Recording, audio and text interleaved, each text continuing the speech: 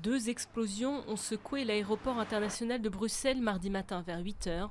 Une autre explosion s'est produite dans le métro dans une station proche du quartier européen. Il y aurait au moins 21 morts. L'aéroport et les grandes gares ont été fermés tandis que les bus, trams et métros ne circulent plus. L'alerte antiterroriste a été relevée au niveau maximal en Belgique.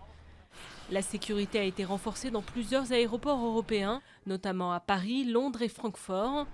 En France, 1600 policiers et gendarmes supplémentaires ont été déployés.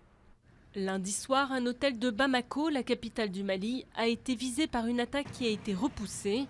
L'hôtel abrite la mission de l'Union européenne qui entraîne l'armée malienne. Un des assaillants a été tué, les autres sont en fuite et 2 suspects ont été interpellés. L'hôtel est situé non loin du Radisson Blu, qui avait été la cible d'un attentat djihadiste le 20 novembre dernier, faisant 20 morts.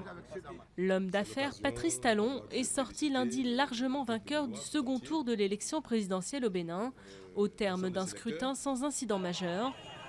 Quelques 4,7 millions d'électeurs étaient appelés aux urnes dimanche pour élire le successeur de Thomas Boni Yayi.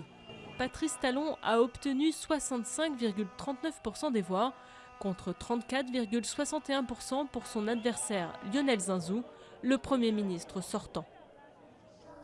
Sophie Marceau est en tournée en Asie. L'actrice et réalisatrice française était l'invitée d'honneur d'un dîner organisé à Jakarta, en Indonésie, dans le cadre d'une opération célébrant la France à travers le monde. Sophie Marceau a affirmé voyager beaucoup en Asie depuis 30 ans, pour le cinéma, mais aussi dans le but de promouvoir l'artisanat français.